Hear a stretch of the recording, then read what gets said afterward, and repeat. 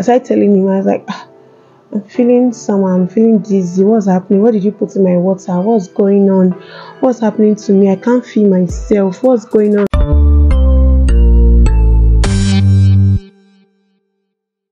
Hi guys, welcome to my YouTube channel. If you're a new subscriber, you are welcome and I appreciate you subscribing to my channel.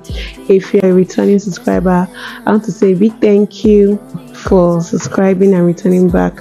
So today's video is a story time video. As you already know, I'm going to be telling you guys about how I was deceived by twin brothers and almost raped.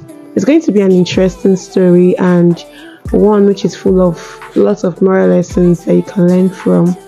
Please don't forget to subscribe, like, share, comment, and also to watch this video to the end. I think this thing happened in the year 2017 or 2018. I just got admission into the university. I worked before entering school to gather money for me to go to school. In the plaza where I worked, there's this guy who is my friend.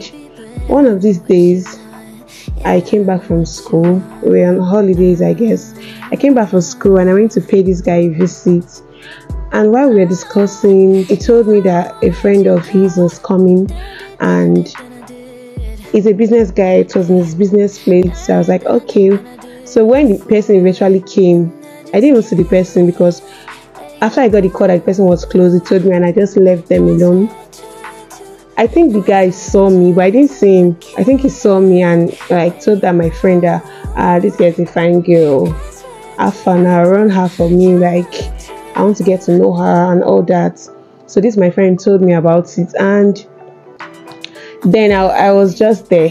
I didn't have a boyfriend. I was just there. So I was like, okay, let me give this a try. He took permission from me to give this guy my number, and he chatted me up in the evening, and from there we started chatting and he kept asking for us to meet, and as usual I was scared.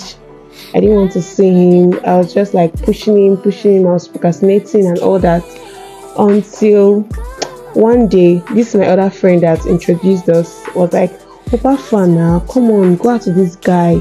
You don't even know if he might be your husband. And you know those many talks. I was like, okay, let me even give it a try. Since people were saying I'm so uptight, I'm always at home, how will I say man? You know those many talk. So I was like, okay, fine, let me go. That's how I told him I will fix a date for us to sit. He said I should come to his house. It was just to see some kind of mushy places, like places that were so weird. I was like, no, I cannot go and see for the first time, even if we've been chatting for so long and we're going to your house or some private places. What if something bad happens to me? Like, what will people say? So I was like, okay, let's meet at a restaurant, and that's how we met that day. First of all, when we got there, this guy was just behaving strange. You know how somebody that started chatting with you for a long time is supposed to behave, like they already know you and all.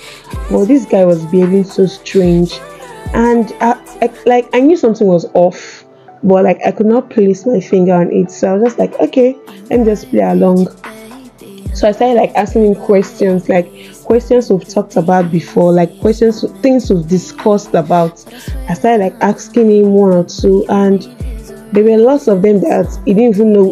Like for example, like remember that time he came back from work and this social thing happened. He'd be like, are you serious? Oh yes. It was so weird. So I started feeling very uncomfortable and I knew something was wrong, but I really could not place my finger on it because the person that was in front of me was somebody different. Oh, I think I didn't know they were twin. They didn't tell me they were twin at this point. Yes, they didn't tell me. I didn't know they were twin at this point. So I started playing along. We started talking, and I know that the person I was talking to was educated, and his level of reasoning was like high and all. Like we talk about a lot of things, but this one in front of me was not that smart. Like we could not really relate on some levels. So I just felt like, okay, maybe some people that are very, very shy on ground and on phone, they're very smart. Like I'm one of those persons. So I just like, okay, maybe that's what's happening. And we started talking, and was like, oh, what are you going to eat? What are you going to drink? What are you going to? I'm like, no, water is fine, because I was already feeling very uncomfortable. I was like, okay, water is fine. So they brought me water, and we were drinking, we were talking, he was eating. It was like, won't you eat? I said, no, I don't want to eat, because even the guy there, I think maybe he might be carrying girls there, and like they knew each other. I don't know, but they were so, I don't know if it's a guy's code thing, but so somehow. So I was like, okay, fine. It was like, okay, you must eat, you must eat. I was like, okay, bring pepper soup for me, let me drink. So I was eating, and all of a sudden I started seeing him and the receptionist, or I don't know what to call him. They were just going back and forth, like they were preparing something. And I was like, what's happening? I thought we just came out to see ourselves, like to get to know ourselves and all that. So what's happening? I was like, no, nothing, you're fine, you're good, you're okay. Me, I just even relaxed, because and while going out on a date, I'm always carrying my own transport. I'm carrying money, so that in case of necessity, I would just carry my money, pay transport, and I would jackpot. I will run back to my parents' house. So that day, I just looked at my purse, and I'm like, okay, I didn't forget my money. So in case of any fishy play or fishy thing, I'll just leave them. So I was seeing them going back and forth, and I just saw the receptionist like slip something into his hands. I was like, what was that? He was like, nothing. I was like, okay. But I started feeling dizzy. I was like, well, I'm drinking water. So what's happening? What's going on? What's happening to me? I didn't know, but I was just praying in my mind that God, please take control. God, please take control. Because if anything should happen, my parents will ask me, who sent you to go on a date with somebody you don't know? I was scared. And all of a sudden, I started telling him, I was young. I started telling him, I was like, I'm feeling somehow, I'm feeling dizzy. What's happening? What did you put in my water? What's going on? What's happening to me? I can't feel myself. What's going on? I was like, no, I didn't put anything. You're fine. You're okay. You're good. I was like, did you put anything in pepper soup? What did you put? What are you put doing? I was like, nah, nothing happened. You're fine. You're okay. I was like, okay, fine. So I saw when this guy slipped a paper or something. I don't know, but I know he slipped something into his hands. So I kept asking him, what did this guy slip into your hands? He refused saying anything. And the next thing I knew was he was just holding my hand somewhere, like we're going into a room. And before then, I saw when like the slip fell from his hand or something. But now I saw it was a room number. I was like, so why are you taking me to? I was like, why are you behaving like a baby? Are you a baby? Come on, let's go and enjoy ourselves. And I was like, I thought we came to like get to know each other. Which one is we're going to enjoy ourselves? Like, must sex be involved in everything? We were just talking, and it was just taking me there. I was feeling so weak. I was feeling dizzy. I don't know what was happening to me, but it just kept taking me there. And we got to the room. I didn't know, like, I started seeing him, like, he was trying to, like, lock the doors or something. I had one very strong leather bag. So I used it to, like, with my last strength, I used it to, like, hit his face. And he started shouting. I just opened the door and ran for my life. Like, I was running. I was not looking back. I was just running until I got to the express. I took a cab and I went home. Sisters and brothers in the Lord, that's how I escaped. If not, I would have been raped by now. I got home. I was so angry. I was so furious. Like, I started sending messages upon messages, insults upon insults.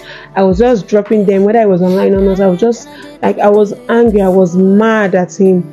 So he came online. He was like, he was acting all surprised, like he didn't know that things went that bad. He was apologizing. And I was just confused because it was feeling off, and it was as if it was not the one. Like, I was just lost. I was like, I was angry. I just deleted his number. I blocked him. And the next day, I went to meet the guy that introduced us. I was like, I see what happened. So he introduced me to a rapist. And I was like, God forbid, this guy is not like that he knows them. I was like, you know them? Who is them? I was like, they are twin brothers. That was when it dawned on me that, so I was right all this while. Like, the weird thing going on between the two of them, I was really, really right about them. And started apologizing and apologizing that they are not like that, blah blah blah blah. I was like, it's okay, I've heard, I've deleted their number, I've blocked them, and it's okay. That I know he will not do something like that to me, but maybe that one got carried away. I don't even know what happened, but I know rape is a big crime, and I don't know what would have happened if that guy had raped me. I don't want to think about what would have gone wrong. So I learned a lot from that, and that single experience guided me through life. I learned to be very, very observant. I learned that when you're going out as a lady, make sure you're carrying money or your ATM card or something in case of emergency.